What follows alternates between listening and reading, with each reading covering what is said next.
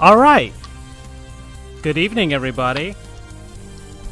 It's Francisco, and I'm joined by Andrew. How are you doing, my good man? Doing all right. How are you?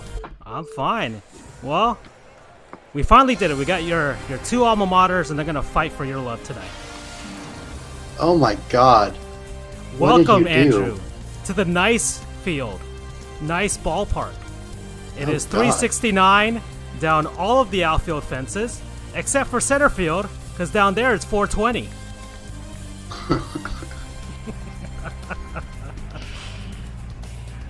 Let's just say I thought you very did a little. thing. You certainly did a thing. I did a thing, yes. This is all you're doing, by the way, because you're the one that showed me the create a ballpark mode. So you have no one to blame but yourself, my good man. All right. You have unleashed the monster. Well, okay.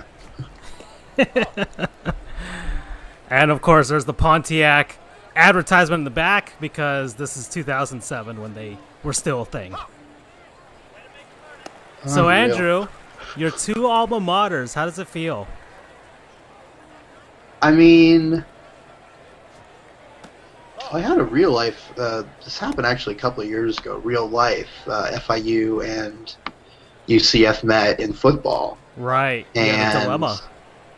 Not really. Okay. I mean, don't get me wrong. I love FIU. I spent 3 good years there and met a lot of friends. 2 particularly annoying ones that I happen to do a show with every week.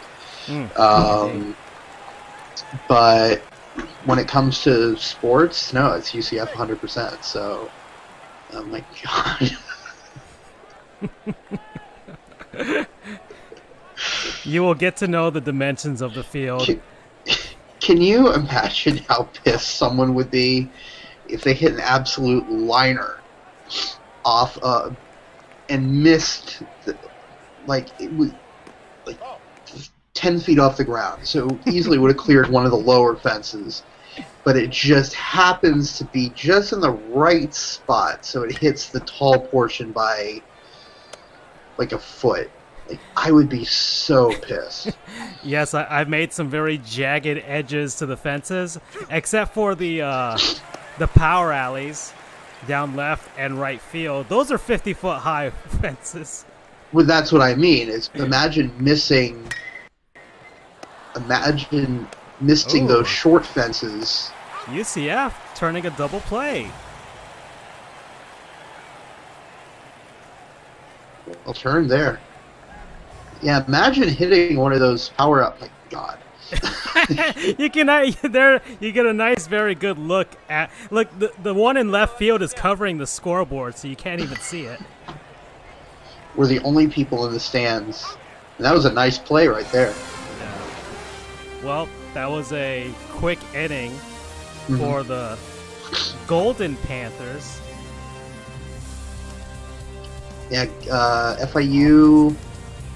Just some background for everybody. FIU was the Golden Panthers until 2010, I want to say.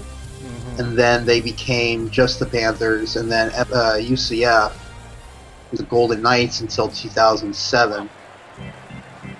So it seems like UCF is the home team here. I should have figured that already. Right. Yeah, they have the old school logo in the background there. I'd like to see them do a throwback. That's a grounder to second. Put out there. Kind of an interesting throwing motion there, but he got the out. Yeah, looking at those. Imagine if you miss those short walls by like a foot and instead hit those tall walls in the power alleys. Yeah. Like I would be incensed. Yeah, base hit there for the then Golden Knights. So, Andrew, UCF baseball, you attended games, did you not? I attended games as a student at UCF, and I did not attend any games as a student while at FIU, but I have since I graduated. And so our last episode of Sports Goofs, that's another base hit. That goes into the It's a right really center field short. wall there. Runners at the corners for the Knights. I guess 369 is not that deep for a power alley. Exactly. Hence the 50-foot high wall. Right.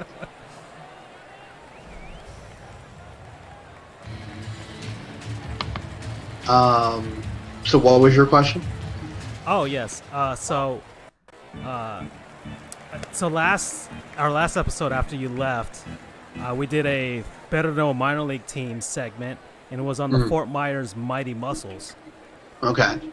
And did you know they used to be the Miami Miracle before they moved to Fort Myers and became the Fort Myers Miracle, and they played home games at FIU baseball stadium. Really? Right. Mm-hmm. I did not know Andrew. And it's a home run! I lost connection to you, so I had no idea that it happened. Oh, really? Well, you're going to have to get back, Andrew. It was a home run, and it just went to the left of the 50-foot high wall in right center field. So, Yeah, like imagine if it doinks off of the wall instead of getting over the fence like that. so let me return. We're gonna ask the game to pause here, the umpire to pause the game while we reestablish our broadcast connection. Give me a second. This is totally what they would do in a real baseball game. Well, keep it going. You don't pause the game for the Broadcast announcer. crew? Yeah, you don't. You Last don't. I checked. All right, well, let's We see. want this to be realistic, after all. Well, okay. Well, I will await your return, if you will. I will describe the game to you then. UCF right. with another base hit up the middle. So the Golden Knights offense is clicking right now here at Nice Ballpark. So I await your return, Andrew. All right, here we go. Okay, 1 second. Let's get you back in on this game.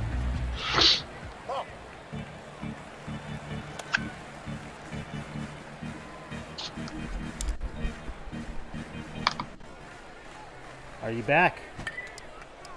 Let's see. I will ask to join once more. And I'm back. 3-0 UCF, I see. Indeed.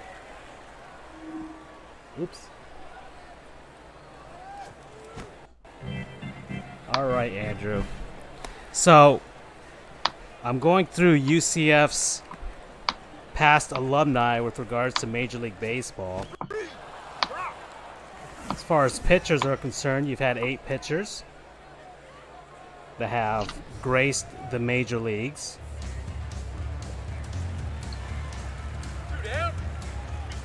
Yeah, our major league pitchers have been pretty good. Well, our pedigree through pitching has been pretty good. I think. Let's see. I know Eric Skoglund. I don't know what his status is right now. Eric Skoglund. Let's take a look at him. So, he's with the Kansas City Royals right now. He pitched in 2019, played 6 games for the Royals, started 4 of them, pitched 21 innings with 4 strikeouts, allowed 30 hits, a not very good 9 ERA. But he first came up in 2017. And, oh, man, look at this, Andrew. Guess what number he wore when he first came up with the Royals? I don't know, 69? Yes!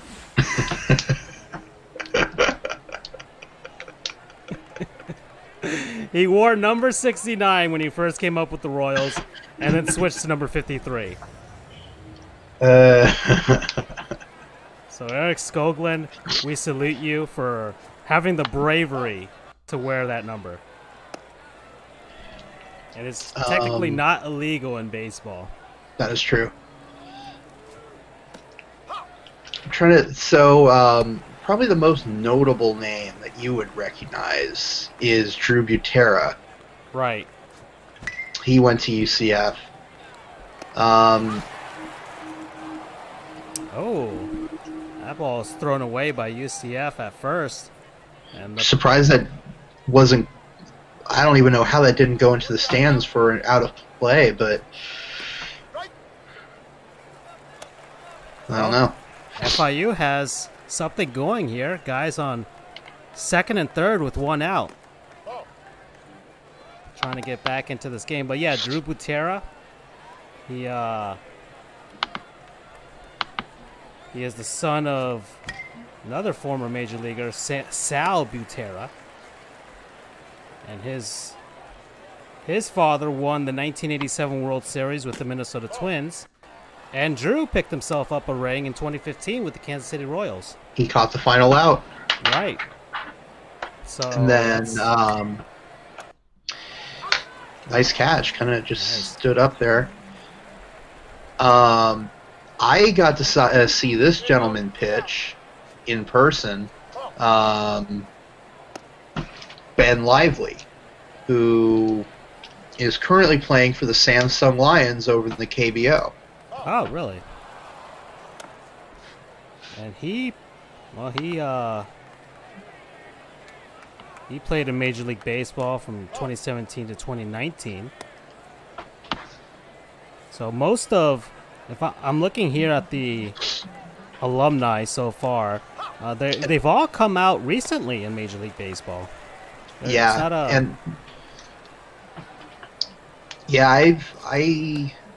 mean, there have been a few guys that came out, pre my era, I guess, 2010. Mm-hmm. Like Mike Maroth, I had heard of him before I knew what was he doing. Base hit for the Panthers, and they score their first run of the game. But the strong throw from the right fielder holds the guy at third, so no additional run is going to be going home there.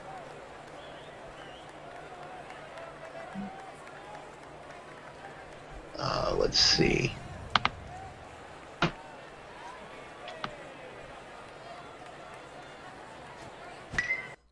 And nice diving play there by the first baseman. Gets the out, tags first.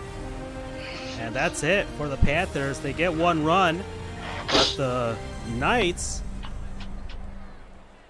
the pitcher, stops the bleeding there. Could have been a lot worse. 3-1. Yeah.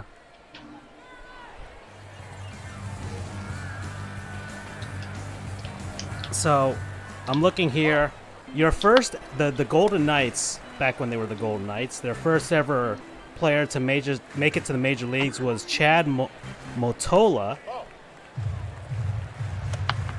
back in 1996. He made it with the Cincinnati Reds, spent some time with the Toronto Blue Jays, the Marlins, the Orioles, and then ended his career in Toronto at the age of 34. Never could establish himself in the major leagues. I mean, your most tenured player is Drew Butera.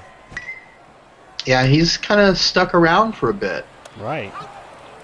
Yeah, he made his major league debut back in 2010, and he's still active. He's still with he's with the Colorado Rockies right now. He only played 16 games, but he's stuck around the majors. And you noted this in our last college baseball game, FIU's most notable players, by far, Mike Lowell. Although FIU did just get a pitcher taken in the draft. I don't remember who. I just saw the tweet notification about it. So I don't remember who. I just know it was a pitcher. Nice. That's How a about you? pretty decent stretch there for the out. They've had 11 pitchers in who have made it to major league teams, and well, some of those guys batted, and well, pretty much 17 or around 20 something or so players overall.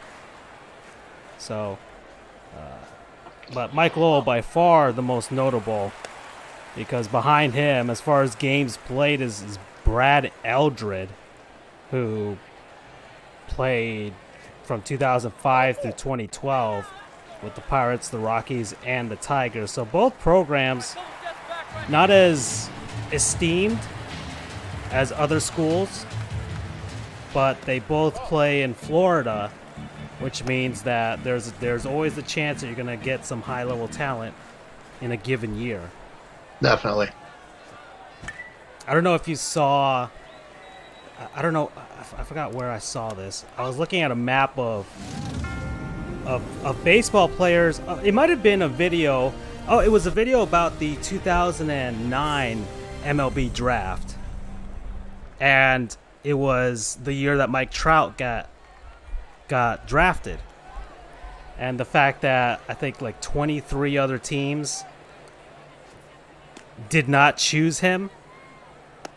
Right. That he fell down so far, and one of the reasons that was given was that he's from New Jersey, he played in New Jersey, and he wasn't showcased as much because of weather and the fact that a lot of baseball's talent comes out of California or Florida or Texas or Georgia, just places like that. So there was some sort of I guess some scouts, they just didn't see him play enough, and if they had seen him play enough, he would have more than likely have been chosen by somebody else. So Florida is just inundated with players getting drafted into the major leagues. Whether Yeah, it's from it's high school or college. There's something about Florida that I don't know if it's the climate or the whatever, but I mean, with the exception of like hockey,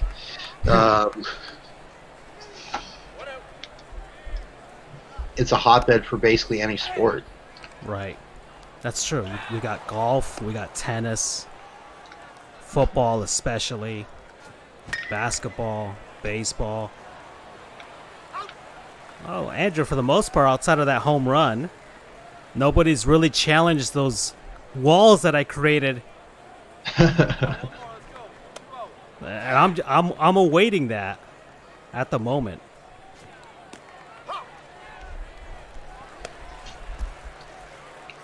So, Andrew, the Golden Knights are wearing their retro uniforms. Right. I chose the black ones because I like color versus color in a matchup here. I agree. You wearing their golden, quote unquote, road uniforms, and UCF in the black, and it looks good. I like the retro style lettering on the UCF uniform and hat. I would be very happy if they decided to bring that back, even just as a throwback uniform, once or twice. I mean, it's kind of silly though, because UCF does these faux backs, not throwbacks, faux backs. Right. Has these faux backs that they use, which it's like, all right, cool. They're nice looking and all, and they are. I think they are really cool, but like you have such a great, you have a really good. That's a brand logo set. You have a great, exactly. You have a great logo set that's actually from your history. It's not like the Tampa Bay Rays with those faux backs they have for throwback nights, where it's either the stuff from the 90s or that's it. You don't really have a throwback. But here we actually do have some kind of a throwback-ish type thing. Oh, that's a base hit down the right field line. And it is a stand-up double for UCF.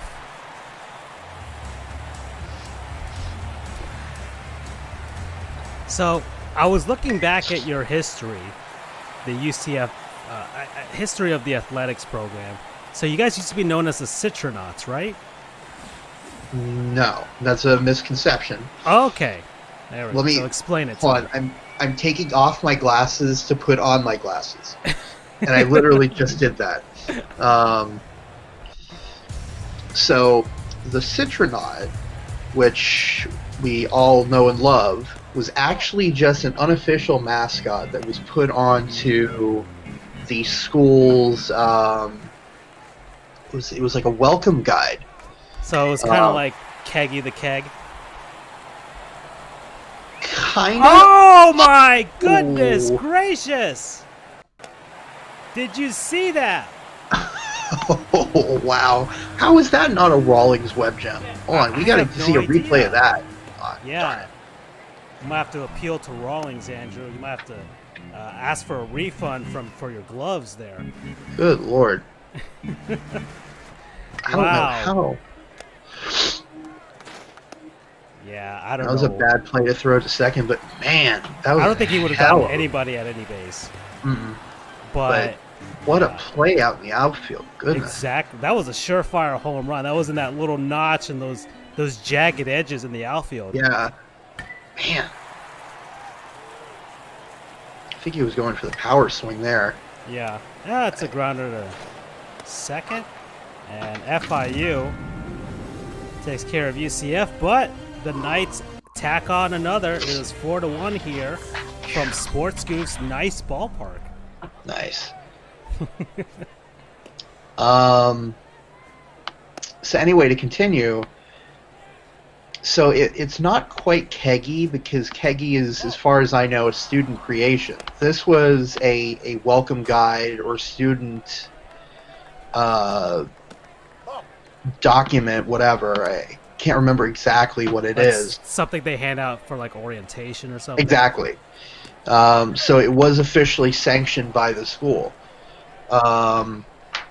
But, you know, it never appeared as an athletics mascot or anything. It's been retro adopted. Mm-hmm. I mean, it kind of fell away and just kind of people forgot about it for a while.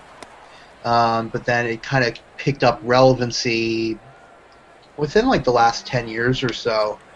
And then with the kind of loosening of the restrictions on what the athletics teams could wear, because our old president used to be kind of strict, or our old head coach in football used to be kind of strict, and kind of where football went, so did everyone else.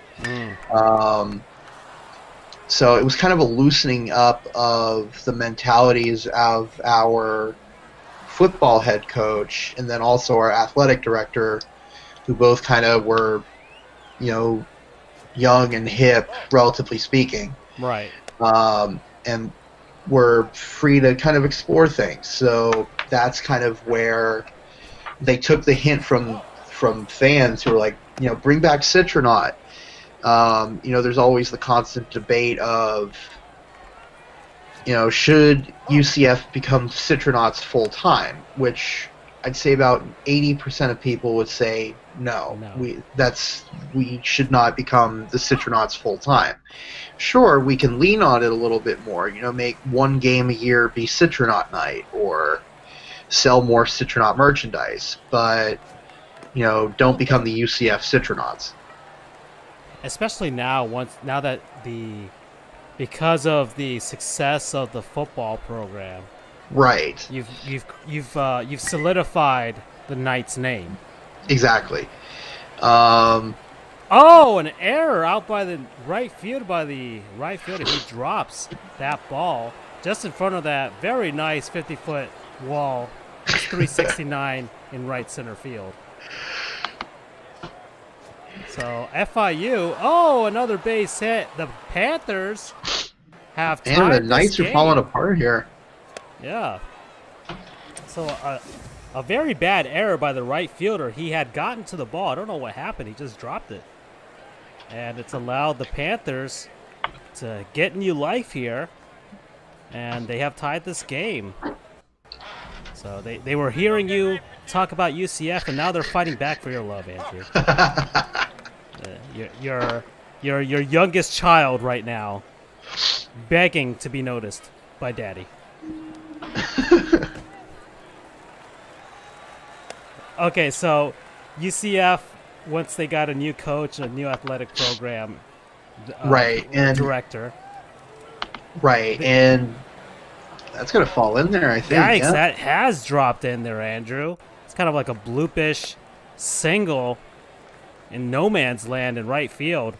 And the Knights have a guy warming up in the bullpen. And pitching coach is out. I can't say it's the fault of the pitcher, though. I mean, he a surefire out in right field, and it caused this chaos. Ooh, he is not hitting his spots right now. 2 balls, no strikes, and there are no outs. And I do like the as much as people got annoyed with Oregon doing what they did and kind of being a pioneer in the whole college football and sports, going nuts with their uniforms, it has brought some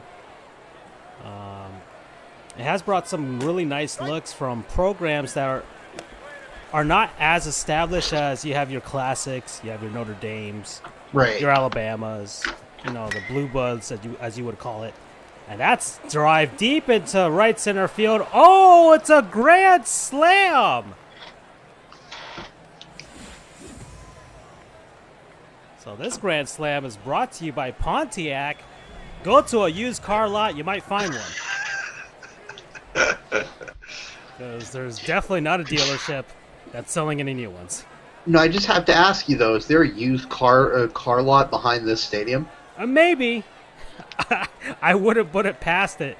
It was whatever land they gave us to create this ballpark is definitely built on top of some nuclear waste. Because I was high on something when I created this thing. Oh boy. And yes, we are sponsored, by the way, Bug Fables. They are probably regretting everything they ever did to get us to this moment. And here we are. Well then, so I do like it. I mean, it's some programs, they've had some really good looks. I don't know if there has been a uniform that UCF has worn that you're like, man, that should be the permanent uniform. I mean, some of the one-offs. Some of the one-offs? Yeah. Nah. I can't say that I would like to see one be permanent. I mean, the style that we have right now, I think, is fantastic. Mm-hmm. I mean, I know they were designed with the intent of being.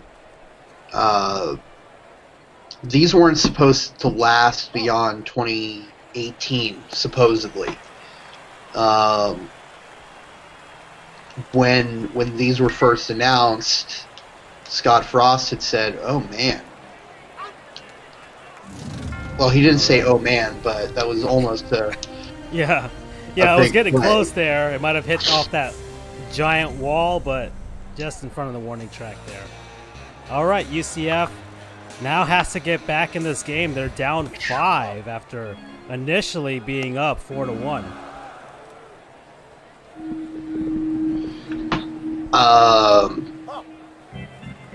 Right. So yeah, UCF was, you said that their uniform set as of now wasn't supposed to last this long. Right. They were supposed to.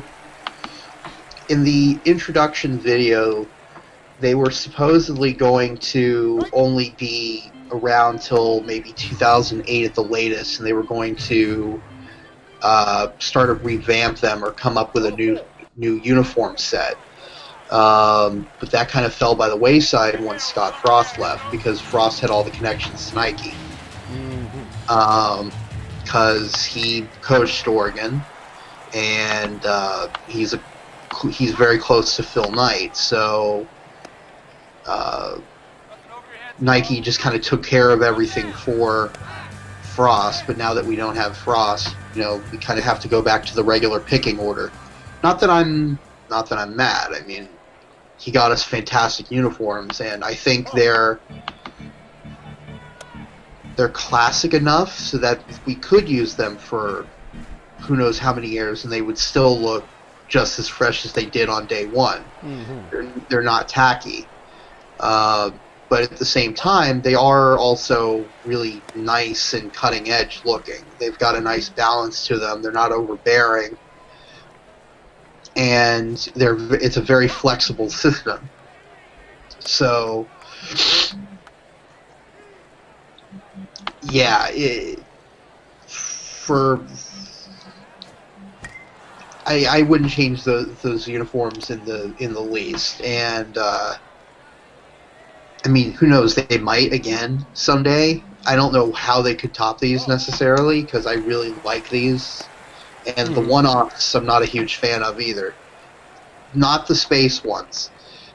They've had these ones that they've thrown into the rotation a couple of times, and that's a strikeout. Man, FIU has... They've woken up. They've woken up.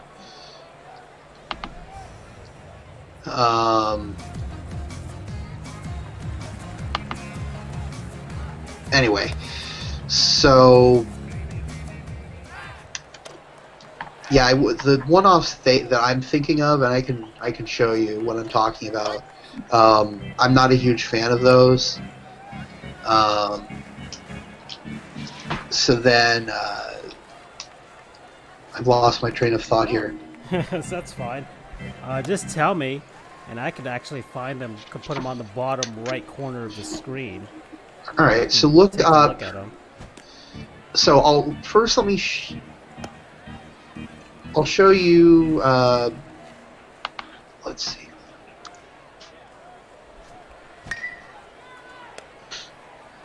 And sorry, seems to have lost your view of the game. There we go. And that's it for UCF. That's the end of 4. It's 9-4. Panthers.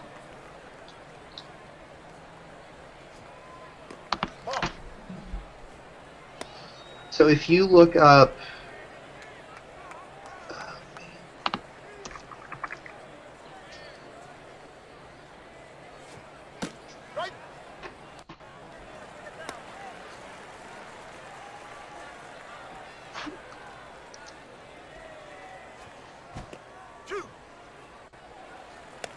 Oops. Nope, that's not where I want to go.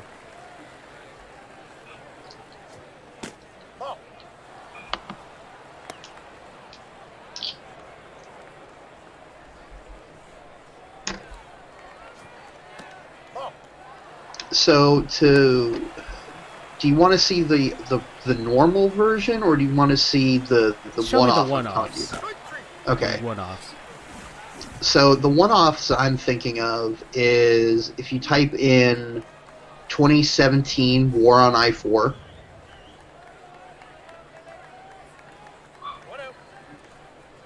Okay.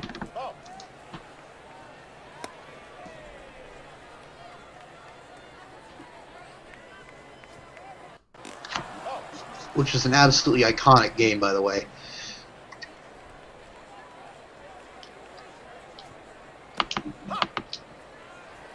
Oops, hold on.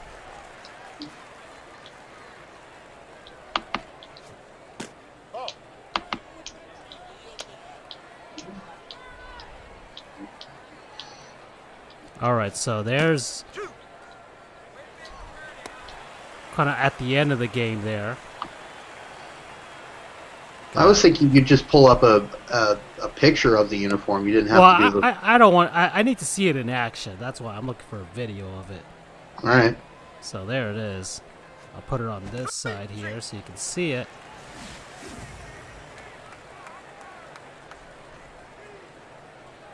As UCF gets a strikeout there. Big cut by the FIU player there. So here it is. I'm seeing it now. Wearing all black with gold numbering. So I'm not a huge fan of it because it, compared to the normal black, the only thing that's different about it is the jersey. We change our helmets every week basically, but it's the jersey. Our normal black jersey it's all black basically, but with white numbering, and that huge collar isn't there either. Right. It's a much cleaner look. The normal one is.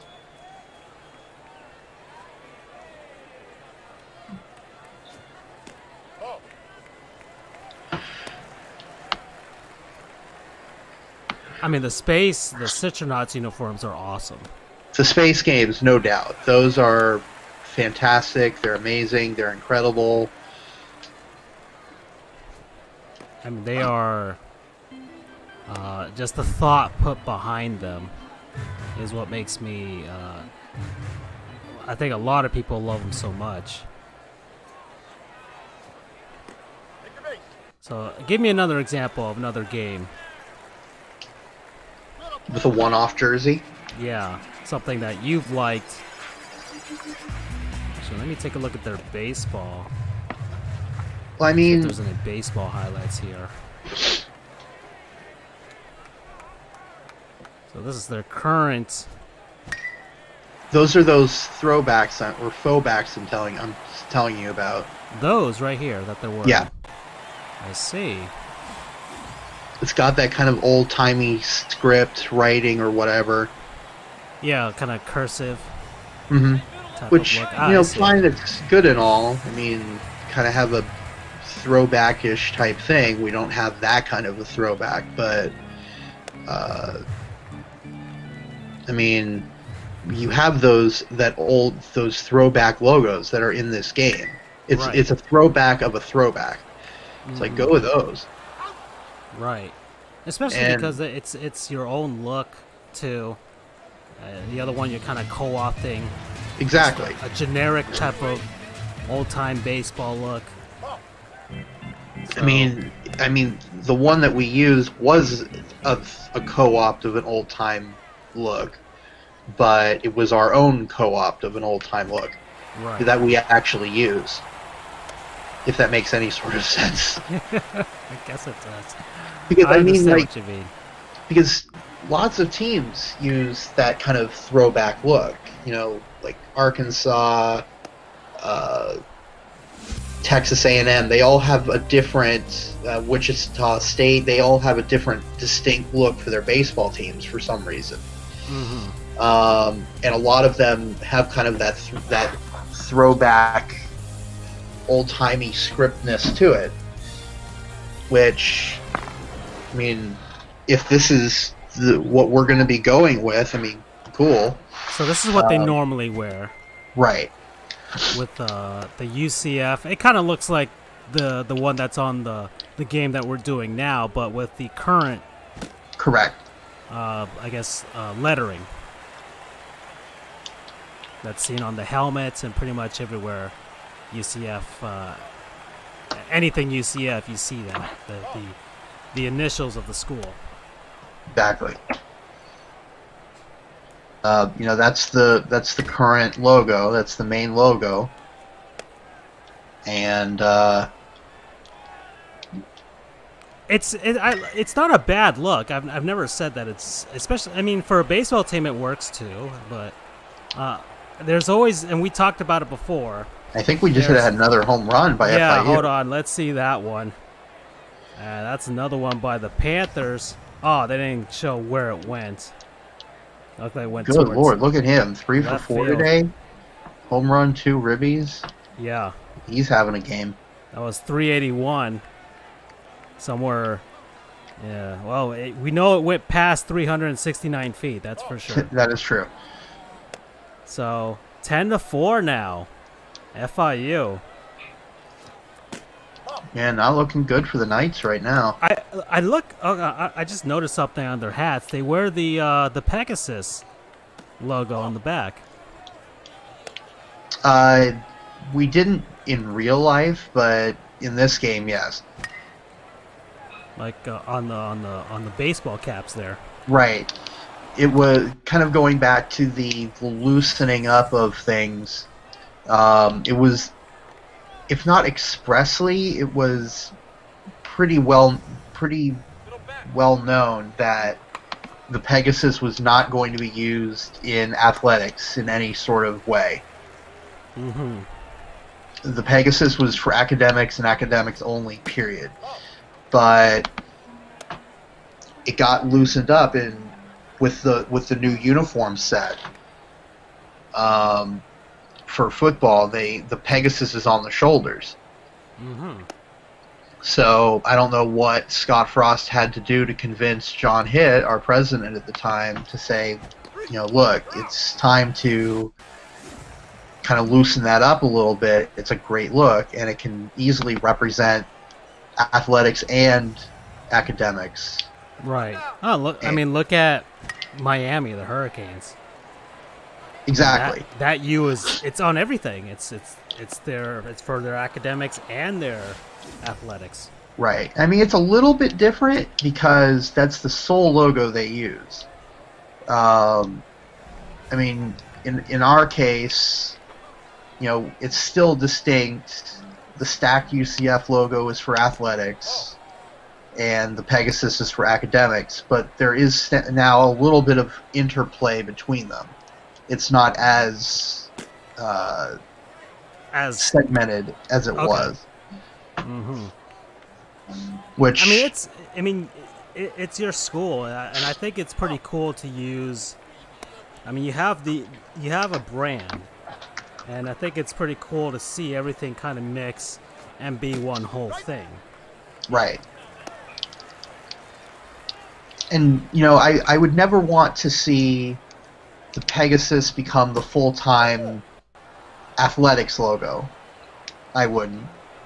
And conversely, I would not like the stacked UCF logo to be the full-time academic logo. I wouldn't want that to become our seal all of a sudden. Mm-hmm. But I think there's a healthy medium, and I think that the school is finding that right now.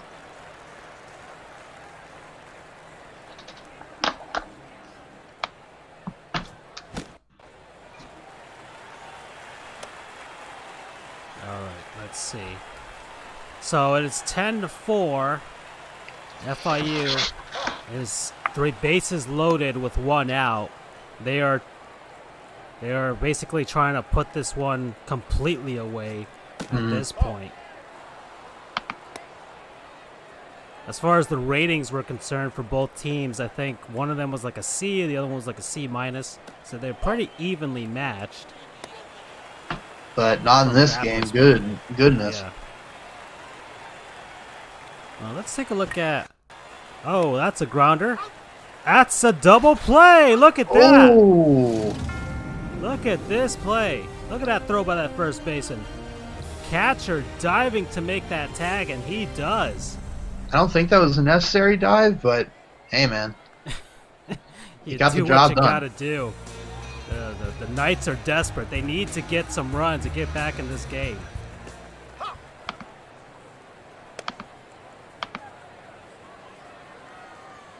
So, UCF Baseball Stadium, how's that? Yeah, that's a fly to left field. What about it? 1 out. I mean, how's the baseball stadium, the facilities? It's pretty good. I mean, it's I haven't been to it since 2014. Mm-hmm. And a lot ground rule double. as the weirdest ground rule double you'll ever see. The Oh, UCF player getting a huge drive to center field, and it goes over the very nice 420 center field wall. That's only 4 feet tall, by the way. So that's probably a home run in a normal baseball stadium. Right. Especially in college. Right. And that's a drive to left field. Andrew, that's gonna be gone. All right, Here. UCF wants in on this. Wants in on the action. There we go. So the Knights still 1 out, but they've the deficit is a tad more reasonable now.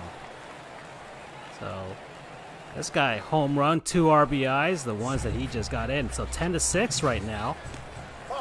Grand slam away, and in this very nice ballpark, that's entirely possible.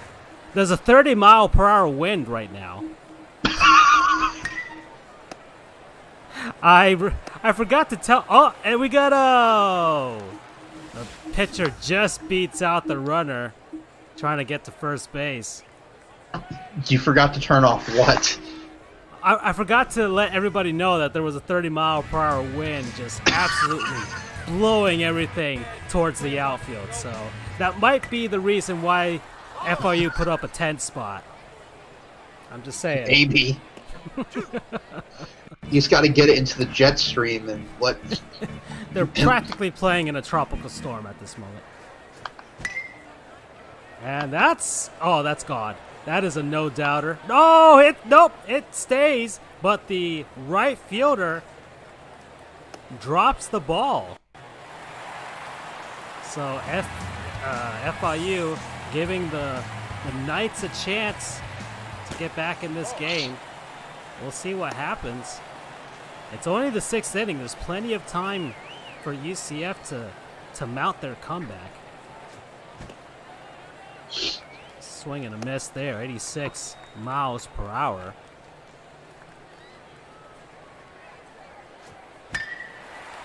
And that's a drive to left center field. That's a home run, Andrew. UCF, they're not done fighting for daddy's love.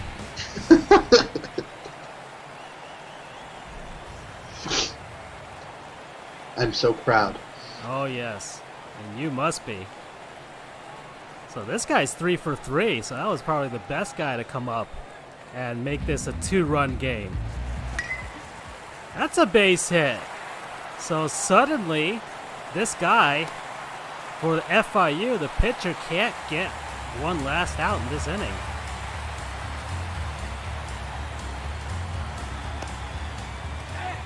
Okay. Tries to make a move to first, nothing doing. 80-mile-per-hour slurve, that's in for a strike. That looked a little inside to me.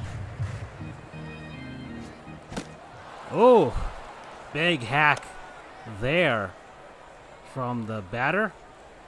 2 strikes now.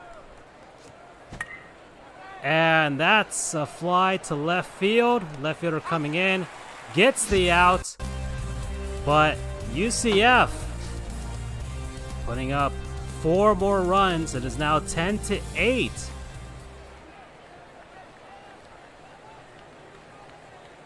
All right, Andrew. So as far as FIU baseball is concerned, we've seen their field, and of course the baseball stadium's not very far from the law school. It is not. It's, well, by the school standards, it's a bit of a jog. I mean, it's literally on the trail where you can take a jog. That is true. And part of that trail is next to the law school. Of course, they built those new intramural fields alongside it. Right. Although those intramural fields that you're talking about also double as, what was I going to call it? As practice fields for the football team. Ah, okay. And actually, I didn't really answer your question about John Giuliano Park. Um, So I'm looking at the Wikipedia. So it used to be called J. Bergman Field. Correct. It was named after a longtime head coach of UCF, and for family reasons, I am not going to explain why the name was changed. Okay. I have a feeling there was something controversial. I mean, the main reason was money. Oh. This guy, John Giuliano, he's either an alumnus or has family who are alumni. I don't remember exactly. But he's got like one of those, like, what's going on with his neck? He's that kind of like black line. Yeah, I see that.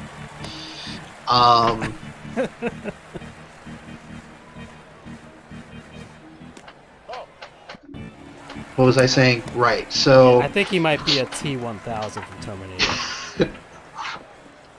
So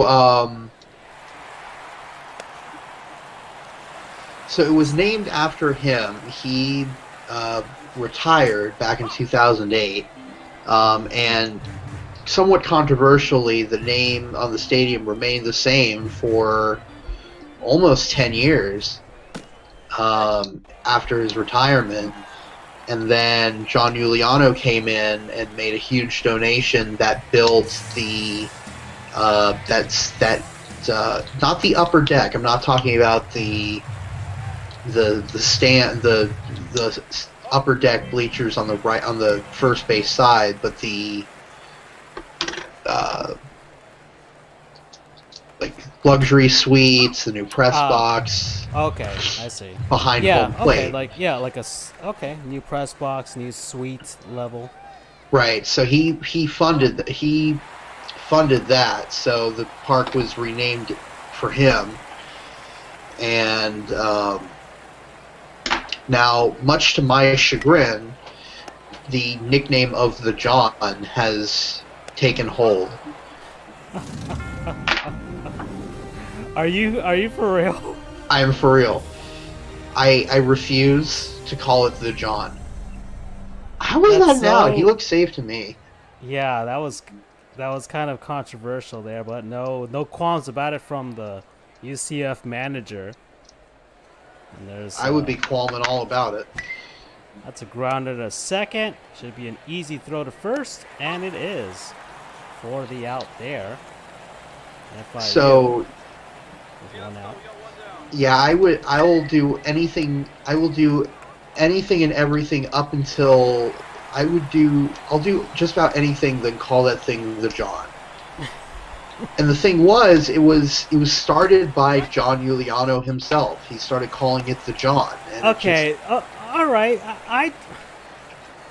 Now that you said that, because I thought, okay, man, that poor guy, he donated all that money.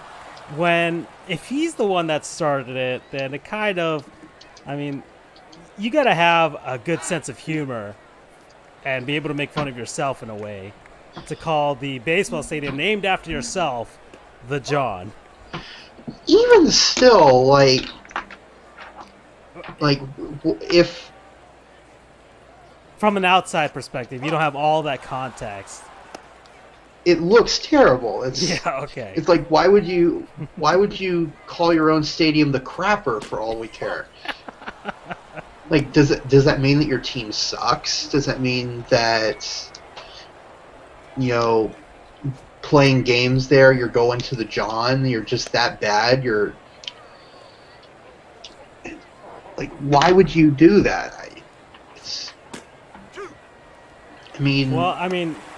Ever since they moved into this ballpark, I'm looking at here, the Knights own a 222 and a 123 record. They've got a 643 winning percentage. Oh, strike three call by the umpire. Right on the inside. Right, just got the edge of that. So, UCF, they're running out of outs. They've got to get something going here. They're still down 2 runs here in the 8th inning. And that batter Oh, just caught by the left fielder. Didn't have enough speed on it to get away and get it to land. So 1 out here for the Knights. So they've had a great record since they moved into this place. Yeah, they've only been there since '01, but the time that they have been there has been quite effective. They've scored a lot of upsets against top teams. And I'm talking this expansion here. They added 1,000 more seats, almost 2,000 more seats actually. They added a party deck. Or we're supposed to, let's see. Oh, and more fans can be accommodated on the grass. Okay. New home plate tower with 300 club seats, air-conditioned lounge. So they've made the place a swanky place to be. Absolutely, not a doubt. It's nice, and I'm sure the full expansion plans are going to take it into really swank territory. Mm-hmm. There have been plans to expand it for as long as I can remember, and it makes sense. It makes sense to do that. One thing that UCF is very good at is building with the intent of expansion. They don't build themselves into a corner. Mm-hmm. They don't build all the way up right away, so then it looks like you're playing in space. But then they don't build it in a way either, so that when you do need to expand, you can. That UCF's been very forward-thinking its whole existence in looking ahead on what's going to be next. Unlike FIU, for example, that has pretty much built itself into a corner, and you know exactly what I'm talking about. Oh yeah, I mean it's to the point where now there's the fairgrounds and a park right next to FIU. I mean, the football stadium itself is half of it's on park, like public property from the park. Exactly. So it's become an issue with FIU's expansion, and they're trying to find ways, trying to build dorms. Look at this play right here by the second baseman. Great diving stop and the throw to first. High throw, but the first baseman able to jump up and land just in time to get the out. Well done. So I'm looking, but it makes sense for UCF to do that because think about it, Orlando does not have a minor league baseball team. Correct. At the moment. I mean, they used to have the Rays and various other. Oh! Hey, Andrew, what's that? That's a Rawlings web gem. And yes, looks like they are trying to earn your love back as well. So last chance for the Knights here. Here we go. Oh, that guy was swinging for the fences there. He wanted to cut that deficit to 1 10 right to off the 8. bat. Another circle change up high. Lays off of that one. But it makes sense for UCF to build up their baseball program when essentially they're the only baseball game in town. I mean, exactly. Or they're the highest level of baseball in town. Correct. Yeah, you don't have the minors anymore, so you know what else is there to have? All right, nothing. That's a base hit up the middle, and here come the Knights. Whoa! Pitcher, look at that! He's grabbing his heart there. He almost died. So here we go. Checks back at the runner at first. Here we go. We're in for a treat here in the 9th inning. Some drama.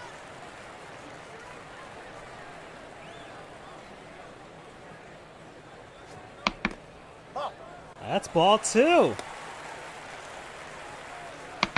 people are feeling it now. 2 balls, no strikes, no outs, guy on first. And, oh, look at this diving catch by the shortstop. What a surefire hit. Man, this is back and forth here. Right. Both teams laying it all out on the line right now. So I have to say it's been a very nice game here at Nice Ballpark. Indeed. Oh, he just catches that. That's a strike. So 1 ball, 2 strikes now for the UCF batter. We're still down 2. And that's a fly ball off into foul territory. And nobody's going to get that one. Oh, Ooh. swing and a miss. Let's see. Did he? Oh, yep. That's it. Try to shorten his swing there and got crossed up. 2 outs now. Checks back at the runner at first, FIU pitcher. Circle change, 80 miles per hour there. 1 ball, no strikes. UCF down to the last batter. And that's a grounder to third baseman. Throw to first, and that is it. So, Andrew, the FIU Panthers have defeated UCF Knights here. So we know where all of your dollars are going to go when you have to donate to one of the booster clubs. It's going to go to FIU, I'm assuming now. Absolutely, for sure. It's crazy to look at that. UCF got 3 more hits, but just couldn't make anything out of them. And that's what the scoreboard looks like, but nobody can see it due to that 50-foot high wall there. And, well, look, so this is the first time we've seen this, but it's overall a very offensively... Thanks to that 30-mile-per-hour wind. Yeah. And very short walls as well. That is true. Well, an interesting game, Andrew. I learned a lot about UCF athletics.